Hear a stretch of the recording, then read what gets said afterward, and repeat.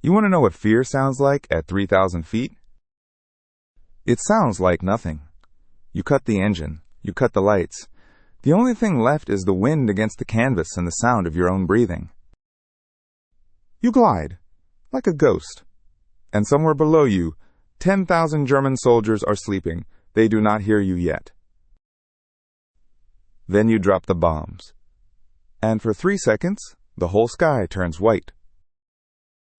And then the tracers come, green and red and white, streaking past your face. And your navigator is screaming the heading. And you climb with everything the engine has, which is not much because the engine belongs on a tractor. The Germans called us Nachthexen, night witches. They said the sound of our gliding planes reminded them of broomsticks sweeping the sky. We were not witches, we were women, and we made them afraid of the dark. Welcome back to After Hours. I am Vaughn. In 1941, Adolf Hitler launched Operation Barbarossa, the largest military invasion in human history. 3.8 million soldiers rolled into the Soviet Union. Within weeks, the Luftwaffe had destroyed over 3,000 Soviet aircraft on the ground. The sky belonged to Germany. Within 6 months, the Germans had pushed over 1,000 miles into Soviet territory. Millions of Soviet soldiers were dead or captured. Stalin was desperate for everybody he could throw into the fight. So he did something no other nation in the war had done. He opened the sky to women. Not as nurses, not as radio operators, as combat pilots. 3 all-female aviation regiments were formed. This was unprecedented. No nation on Earth had ever sent women into aerial combat. And the one regiment that became the most feared was not flying the fastest planes. It was the one flying biplanes, made of plywood and canvas. Open cockpits, no guns, no radar, no parachutes. Planes designed in 1928 as crop dusters. They flew these machines against the most advanced air force in the world. And they became the most decorated female unit in the history of the Soviet military. This is episode 17, The Night Witches. Nadezhda Popova was born on the 17th of December, 1921, in the village of Shabanovka in the Donetsk region of Ukraine. Her father was a railway worker. Her mother raised the children. It was a quiet life in a place where the sky stretched out over the flat steppe like an endless canvas. She joined a local flying club at 15. This was not unusual. Stalin had made aviation a national obsession. Flying clubs were everywhere. And Nadia was gifted. By 18, she was a certified flight instructor, teaching men twice her age how to fly. And then, on June 22, 1941, the Germans invaded. Nadia's hometown was overrun. Her brother was killed. She watched her village burn. And she decided she was going to fly into the war. She was going to fight. There was one problem. The Soviet military did not want female combat pilots. The recruitment offices had orders to turn women away. I went to the recruitment office. I was 19. I had over 500 flight hours. And the man behind the desk told me to go home. The front is no place for girls. I understand you can fly. But I am not adding women to the list of dead. Go work in a factory.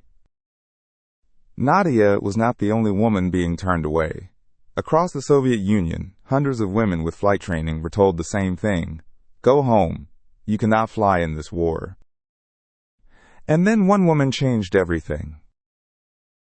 Her name was Marina Roskova. In 1938, she had set a world record for the longest non-stop flight by a woman. Stalin had personally awarded her the Gold Star. She was the Soviet Amelia Earhart.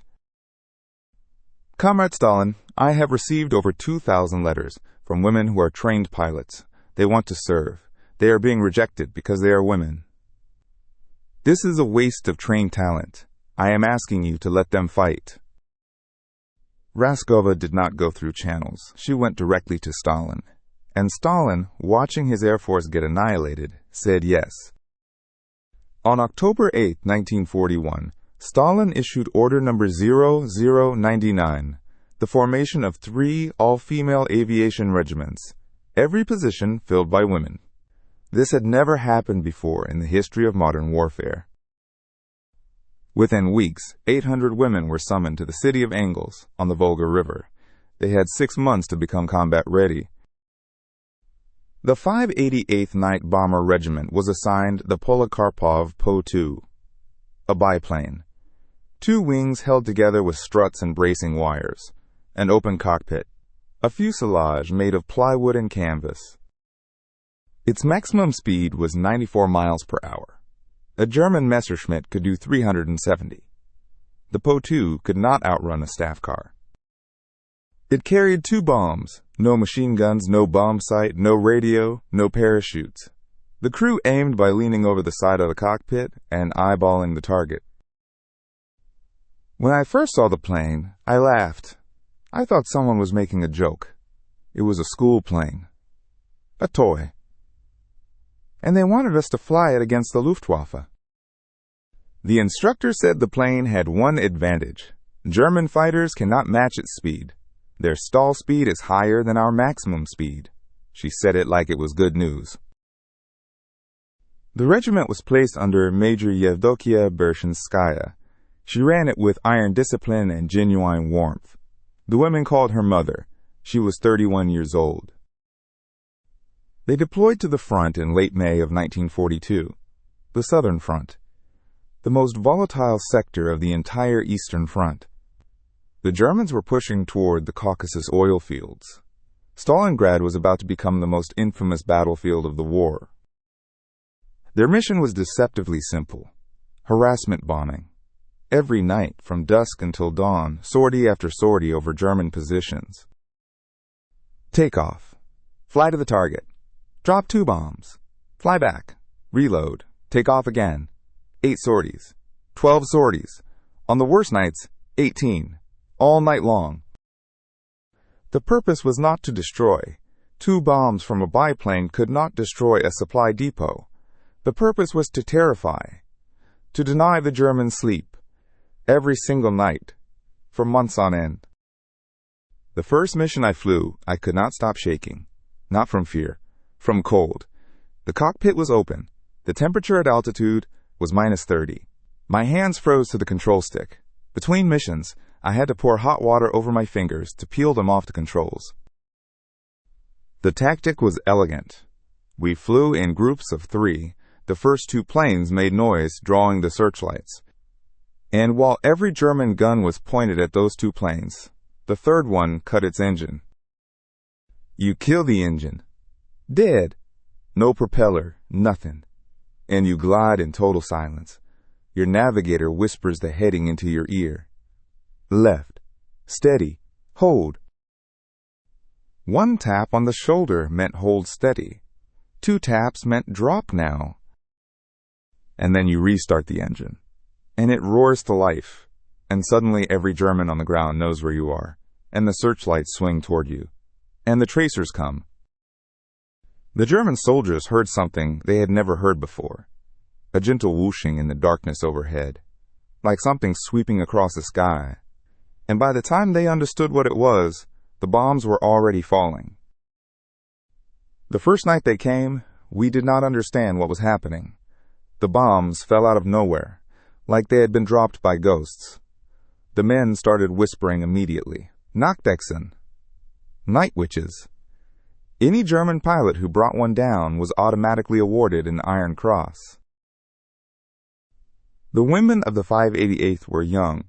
Most were between 18 and 22. They wore oversized men's uniforms. The sleeves hung past their fingertips. Their boots were stuffed with newspaper to keep from sliding off. When they first arrived, I told my superiors this was a mistake. I said, "These are girls. They should be home with their mothers." I was wrong. I have never been more wrong about anything in my entire life. They flew more sorties per night than most male bombardment regiments flew in a week. The male commanders stopped laughing very quickly. But the cost was enormous. When you land, and the sun comes up, and you count the planes that made it back, and you count them twice because you do not believe the number, and one is missing. That is when the dying is real. Zhenya did not come back on the Tuesday. Her plane took a direct hit at 500 meters. The canvas caught fire instantly. no parachute. The plane becomes a falling torch. 32 members of the regiment were killed during the war. If your plane was hit, you had two choices: ride it down in flames or jump from the open cockpit. Some were as young as 17. But they found ways to be human. They sang folk songs between missions. They wrote poetry on navigation charts. They painted their lips with red navigation pencils before missions, because they said if they were going to die tonight, they were going to die looking like women. We would come back from a mission where the tracers were so close we could feel the heat, and we would start laughing. The men thought we were insane. We were not insane. We were alive. Marina Raskova never got to see what her regiment became. In January 1943, her plane crashed in bad weather. She was 30 years old. She was given a state funeral, the first woman in Soviet history to receive one. The 588th flew that night anyway. They dedicated every explosion to her. By the summer of 1943, the 588th had established itself as one of the most effective harassment bombing units on the entire Eastern Front. They had flown thousands of sorties, transferred from one sector to another, wherever the fighting was fiercest.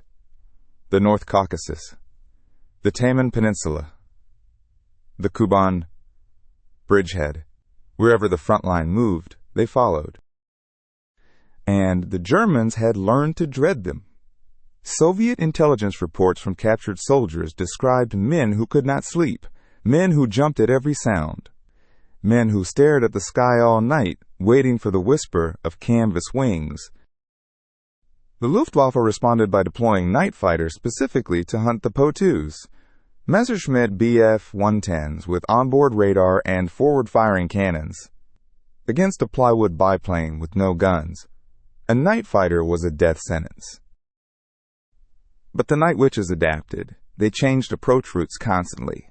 They flew through mountain valleys, hugged ridgelines, followed rivers to stay below radar. One night in the Kuban, Katya and I had completed 7 sorties. On the 8th run, we cut the engine and glided in. Then the searchlights came on. Not 1, 8, all at once. They had set a trap. I screamed at her to pull up. Tracers from 3 anti-aircraft positions. The whole sky turned into a cage of light. I threw the plane into a dive. We were being hit. You know the sound it makes when rounds punch through canvas? Like someone tearing sheets. The whole airframe was shaking. A burst of flak went right between the 2 cockpits. I felt the heat on my face. I looked forward and Nadia was laughing, her head thrown back, laughing into the wind and the fire. What else was I supposed to do? We were alive. The engine was still running, the wings were still attached. Everything else was a problem for later. They made it back. The ground crew surrounded the aircraft with flashlights and started counting.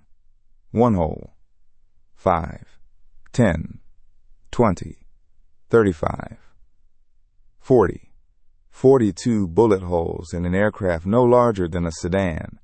Neither Nadia nor her navigator had been hit. The mechanic, Anya, walked around the plane 3 times and said, "Nadia, this is not an airplane. This is a colander." I said, "Can you fix it?" She said, "Give me 2 hours." And at midnight, I was back in the air. Nadezhda Popova flew 852 combat missions. She was shot down multiple times and survived. She crash-landed in no man's land and crawled back to her own side. She never stopped. By the spring of 1945, the 588th had flown from the scorched fields of the Caucasus all the way across the continent to Germany itself. They had supported every major Soviet offensive on the southern and central fronts. They had flown through the inferno of Stalingrad, the liberation of Crimea, the advance through Belarus and Poland. 3 years, 1,094 nights of war. In total, they flew over 23,000 combat sorties, dropped over 3,000 tons of bombs, destroyed 17 river crossings, 9 railway junctions, 26 ammunition depots. 23 of their members were awarded Hero of the Soviet Union, the highest military honor in the country. Moscow prepared a victory parade. the grandest military procession the country had ever staged.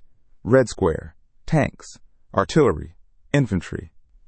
The heroes of the war would march before the nation. The 588th was not invited. They told us our planes were too slow for a flyover. That is what they said. Our planes. The planes that had flown 23,000 missions. Those planes were not good enough for a parade. They did not want women in the parade. That is the truth. They wanted heroes who looked the part. Broad shoulders, square jaws, men on tanks. We did not fit the narrative. The women were demobilized, given their medals, their discharge papers, and a train ticket. They went back to university. They became engineers and doctors and teachers. They put away their uniforms. For years, no one asked them about the war. No one wanted to hear about women who had fought. The night witches became a footnote. I saw women outfly every single man I had ever served with. Not match them, outfly them. They were better because they had to be. Every mission, they had to prove they deserved to be there. And they did. Every single time. Nadezhda Popova lived to be 91.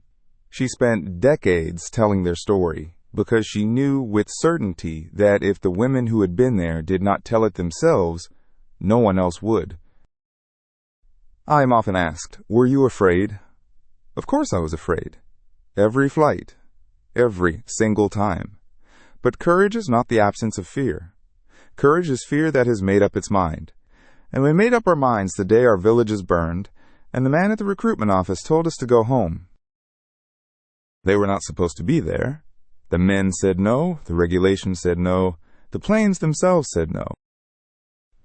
And they went anyway. They cut their engines and glided through the dark like ghosts. And the soldiers of the